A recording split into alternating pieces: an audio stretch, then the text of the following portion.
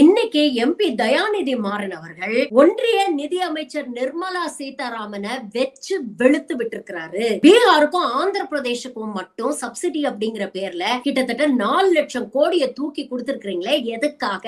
நீங்க பிரதமரா நிலைச்சு நிக்கணும் அப்படிங்கிறதுக்காகவா? உங்க ஆட்சியை காப்பாத்திக்கணும் அப்படிங்கிறதுக்காகவா? இந்த 4 லட்சம் கோடி பணம் எங்க இருந்து வரப்போகுது? எல்லா மாநிலங்களும் கட்டக்கூடிய வரியில இருந்தானே கொடுக்குறீங்க. அப்புறம் ஏன் தமிழ்நாடு போன்ற மாநிலங்கள் அதிகமா வரிக்கு கான்ட்ரிபியூட் பண்ணாலும் எங்களை இப்படி உதாசீனப்படுத்துகிறீர்கள், வஞ்சிக்கிறீர்கள்? மழை வெள்ளத்தினால பீகார் மட்டும்தான் பாதிக்கப்பட்டதா? தமிழ்நாட்டுல பாதிப்பு ஏற்படலையா? ஆனா அங்க வந்து நிம்மி மாமி என்ன சொன்னாங்க? போடுறத உண்டியல்ல போடாதீங்க, தட்டுல டைரக்டா போடுங்க அப்படின்னு சொன்னாங்க. இதே மாதிரி நாங்க சொல்லலாமா? வரியை எதுக்கு வந்து ஒன்றிய அரசுக்கு கட்டுறீங்க? எப்படி நமக்கு வர மாட்டேங்குது, அதனால டைரக்டா தமிழ்நாடு அரசுக்கு கொடுங்க அப்படின்னு நாங்க பேச முடியுமா? இதுதான் செலக்டட் எம்பிக்களுக்கும் எலெக்டட் எம்பிக்களுக்கும் இருக்கக்கூடிய வித்தியாசம் அப்படின்னு ஒரே போடா போட்டிருக்கிறாரு.